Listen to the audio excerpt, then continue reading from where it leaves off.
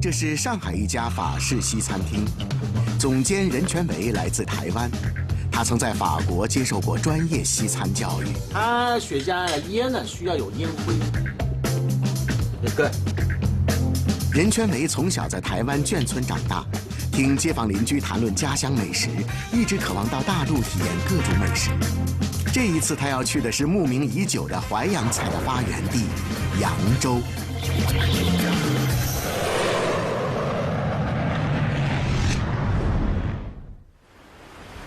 我对扬州充满了期待。这次的目的最主要就是美食之旅。虽然昨天晚上忙得很晚，希望这次呢，在扬州呢，可以让我看到很多心仪的东西，慕名已久的东西。扬州地处京杭大运河与长江的交汇点，自汉唐以来就是富甲天下的商业中心。腰缠10万贯，骑鹤下扬州。扬州的繁华与美丽，让历代的文人雅士和富商巨贾们神往，连皇帝也不惜舟楫劳顿，一次又一次的流连忘返。你看他衣服好舒服的呀。商业繁荣催生5行8作，扬州的手工业名闻天下，其中厨刀、剃头刀和修脚刀被誉为扬州3把刀。送客的饺子，迎客的面，为迎接远道而来的台湾客人，扬州名厨准备做一碗本地特色的阳春面。面是碱面，有嚼头；锅是生铁大锅，下锅1分钟后捞起。这是扬州人最爱吃的家常面食。这碗看似平淡的光面，能打开台湾名厨的胃口吗？下次阳春面，您请。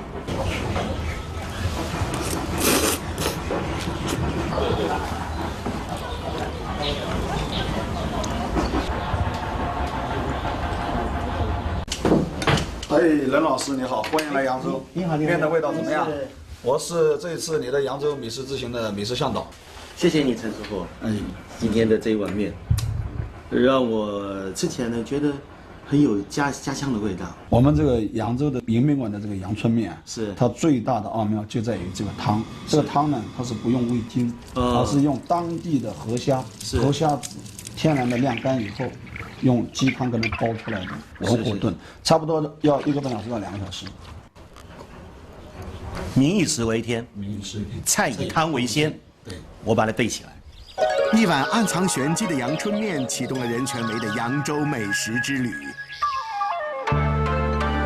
金秋10月下扬州，品尝淮扬菜的时令美味，太好吃了。体验扬州人的慢生活，在刀工和火候里感受千年繁华积淀的气质韵味。来自台湾的法餐名厨将拿出一道什么样的创意美食，表达他对扬州的独特感悟呢？阳春面的滋味还在舌尖萦绕，徐徐展开的美景已经把任全维带入了唐诗宋词的意境。瘦西湖原本是扬州城外的一条河道，明清时因盐商们在沿岸大造园林，成为一条美不胜收的水上园林带。扬州是月亮最多的城市，只在同一个地方可以看到16个月亮，所以叫月亮之城。清朝末年因漕运衰落，扬州繁华不再，但精致的慢生活传统却保持下来。扬州人喜欢到附近的茶社吃早点，如果是款待贵客，则一定要去野春茶社。这里的点心最丰富，扬州人称之为早宴。所以扬州的居民早上就喜欢这样子。对，扬州早上都是皮包水，晚上水包皮嘛。我有听过是啊，所以皮包水就是我们喝水吃早茶，肚皮吧，包着食肉啊，喝茶吃点心啊。这个地方野村呢有200-300年的历史了，也是过去文人雅士经常聚会的地方。这个店在台湾也分号啊。可是我现在吃了这真假以后呢，我告诉你，原来我在台湾也吃过这样的真假，就是野村的。我今天来到真正的8条地。杏仁汤包，请慢用。每一笔轻轻提着，往旁边移到边上，是，先开窗，再喝汤。藕粉圆，心里甜，左3圈好运来。又3圈幸福眠，再来3圈阖家大团圆。都说烟花3月下扬州，对于美食爱好者来说，扬州一年四季都是诱人的。秋天的扬州是一部色彩交响曲，而对厨师任全梅来说，菜市场里的色彩最动人。用当地时令食材烹饪应季美食是淮扬菜的一大特色，这和任全梅崇尚的法餐理念一致。中西2大美食实有相通之处。盐腌部，就是盐腌部。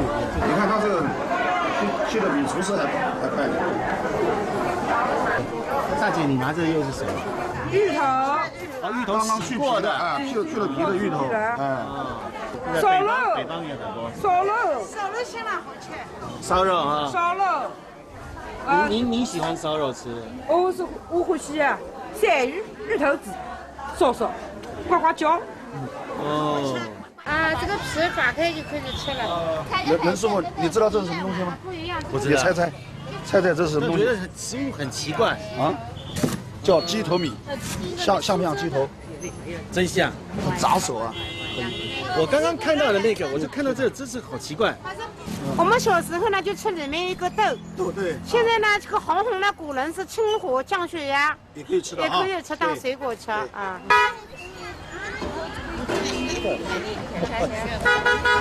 可是这怎么吃啊？这怎么吃啊？哎，这要把它弄开的。大姐，这怎么吃？要把它弄开，咬开。白白的米。啊，咬不动开。来，挑选一下。这个太硬了。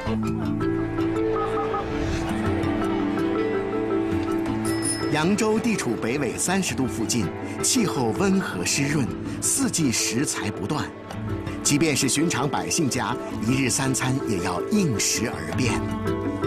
不过，在扬州有一道美食不分季节，一年到头都可以在街头品尝到。接近午饭钟点，扬州的大街小巷纷纷推出了卖盐水鹅的小摊，当地叫老鹅摊。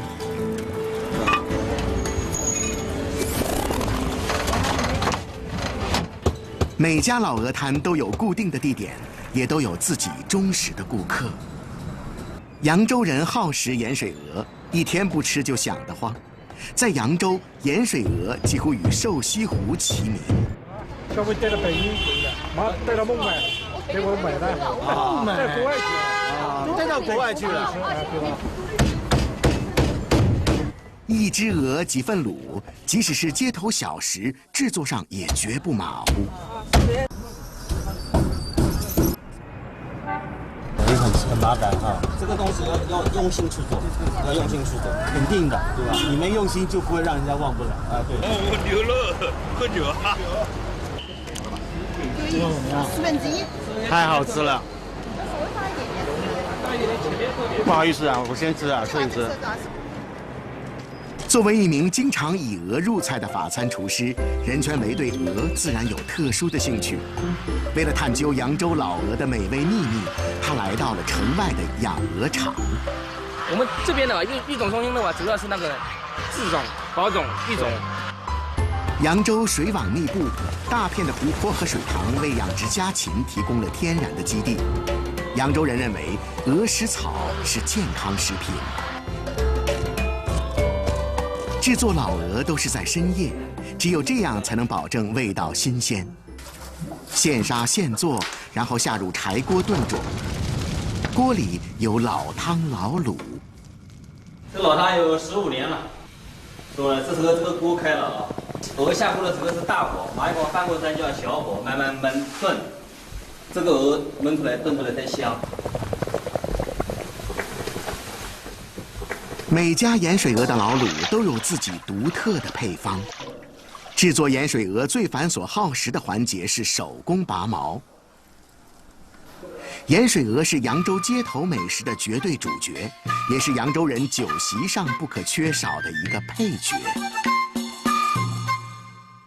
扬州是淮扬菜的中心和发源地，而正宗的淮扬菜往往又在民间。今天任全梅要去拜访2位做盆景的扬州人，品尝他们的拿手好菜。孟广玲和王正生是2位痴迷盆景艺术的朋友。盆景和美食一样，都是扬州繁华历史的见证。明清时期，官僚盐商在此广筑园林，大兴盆景，催生了雄健与柔美兼容的洋派盆景艺术。一定要像这个大自然的东西，画得很漂亮呀，对，就像雕玉一样的，纹路画得很好。这怎么卖？10块钱，怎么60块钱？这一盆这里很多都是有男士啊来买菜，所以扬州的男人很贴心啊，是吧？扬州人最喜欢在家里烧菜啊，做家事，烧菜。其实我也很喜欢做家事，但我只上班做家事。差不多。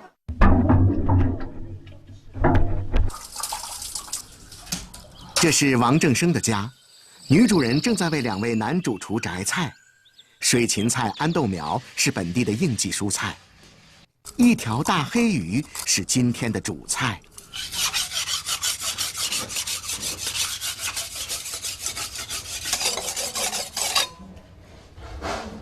不拿啥鱼就吃了。分档、切片、斩绒，每道工序都是手工。现在就是搅拌机了啊，但是呢，我们扬州人呢喜欢这个手工的，一定要手工的。对。一辈子靠手艺为生的孟广玲坚信，手工做出来的才好吃。我们还有背景音乐。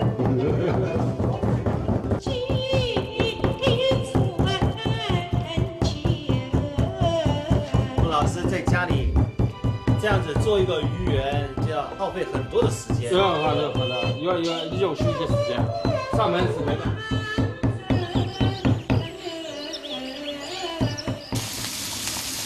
鱼头烧汤，当地也称之为将军过桥。鱼片炒菜，鱼蓉做鱼圆，一鱼3吃，吃的是一种精打细算的生活态度。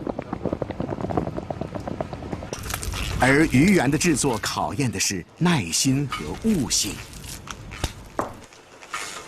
搅拌的次数、配比与火候都会影响鱼圆的口味和韧度。做菜和做盆景对扬州人来说是一回事，都需要倾注很多心思。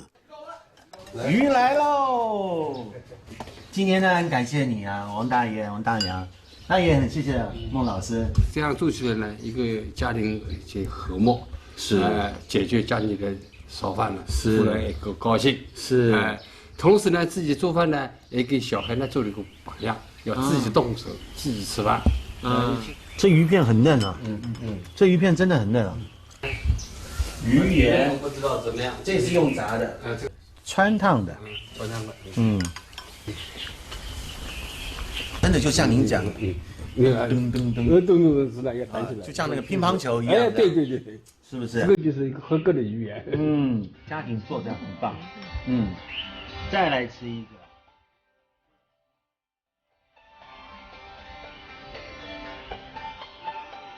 洗口剪不是斜的啊，斜这个 OK， 这样子剪呢它不太好，要这样子剪，它容易愈合。哦，了解。要有耐心，对，要有耐心，有闲有耐心。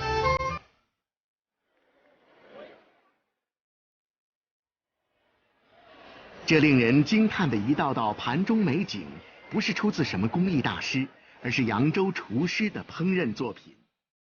在这里，美食已不仅是用来满足食欲，而是可以用来观赏的艺术。这个厨艺交流会让台湾厨师任全伟感到兴奋和一丝压力，他已经在构思自己此行的创意菜了。这头是一整颗的，一整颗的，这是用那个小鱼头，西湖的好景色，最美的是狮子头，是了。我们请任大师品尝一下罗氏的佳韵。我们安排一个芡实虾仁、切粉狮子头、八宝鸭。八宝鸭不错。扬州自古文人荟萃。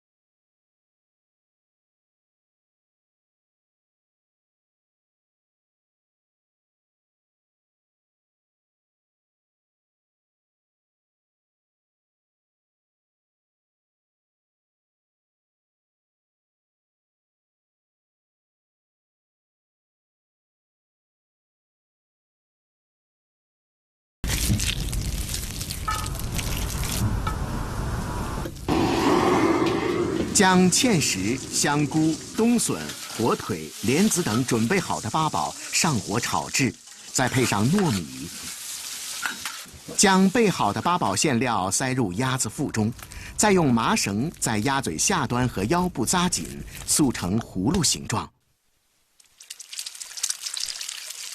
再经蒸制、烧制，最后还要保证品相完整。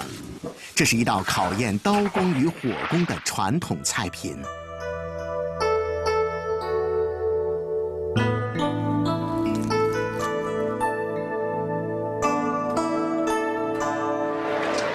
扬州好，调鼎即家宴。任全梅踏进了扬州最气派的盐商大宅。感觉怎么样？太夸张了啊！这里有非常有扬州的感觉，大湖之间啊。你看一进来，这是第8进，第8进啊！来，感谢屋主，感谢屋主，我以茶代酒。这真的是表示刀工啊！中国古老的这个菜，就跟我们以前在法国的菜里面也有这样子的形容，他也要把一个鸡也好，鸭也好，把屠体内的里面的骨头全部抽去掉，这真的是表示刀工啊！来，还有红枣，第一个就拿到红枣了，第一个就挖到红枣就是中奖，好彩多了。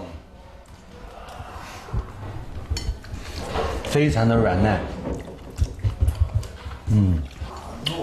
这老年人都可以吃得下去。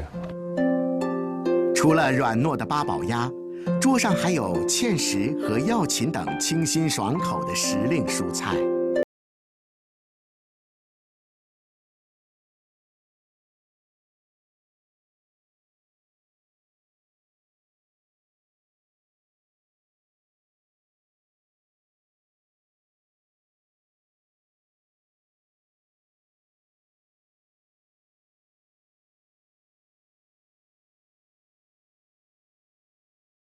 这样的事情，每一个人都是老泪纵横。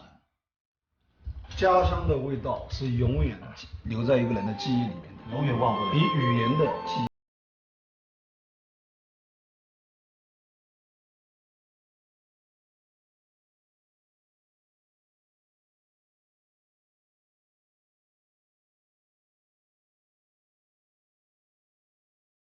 因为工作繁忙，任全梅几乎没有在大陆旅行过。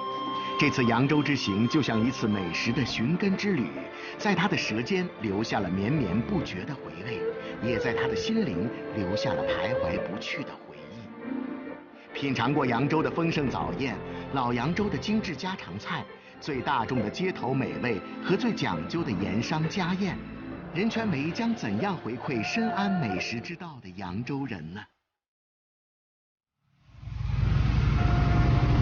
他来到扬州郊外的高邮湖，亲自挑选品质上乘的湖鲜水产。淮扬菜选料讲究时令新鲜，应季蔬菜和河鲜是餐桌上的主角，这一点和法国美食不谋而合。而金秋10月正是湖蟹肥美的时节，有点迫不及待了。螃蟹实际要看的什么呢？个头看的不大，是电子磅上面100，重量很重，这个就厚了啊，这个就厚了。对啊，因为我是一个做法餐的人，我想来到了扬州这个地方，我应该要把中国的食物、中国的风味，怎么样跟法餐去做结合，对我来讲是一个难题。小龙虾、芡实、鸭蛋、螃蟹都是本地的特色水产。在任全梅眼里，扬州和法国里昂的环境和物产很相似。白兰地，法餐必备的调味品；刀工、吊汤，法餐里常用的烹调手段。品味过淮扬菜的精致讲究，任全梅的创意菜也绝不敢马虎。但是主菜所用的馅料就大有玄机，混合了小龙虾和河虾、湖蟹的肉，再嵌入蟹黄和咸蛋黄调制的馅心，看似简单的2道菜，却忙碌了整整1天。只是它中西合璧的成果，能否满足这些老扬州们挑剔的舌尖呢？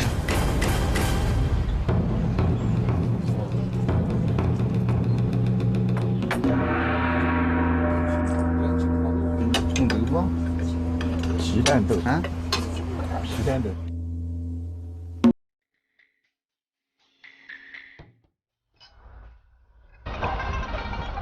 金秋时节，这个螃蟹是最好的。有我们扬州的这个蟹粉狮子头的味道，还有呢这个西餐的味道。刚才我讲的，它的表现的手法和这个用心表达的，其实是想用扬州人的这种手法来表达他的意思。实际上呢，但是它这个里面呢，更多的是一种法餐的一种技艺在里面。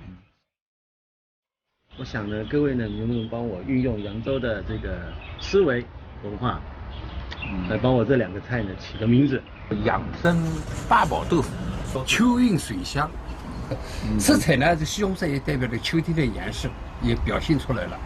有虾有蟹，虾蟹狮子头，锦绣猴鲜狮子头，因为狮子头是扬州名菜，世界名菜嘛。对，这样可以我把它嫁接起来。对，感谢你。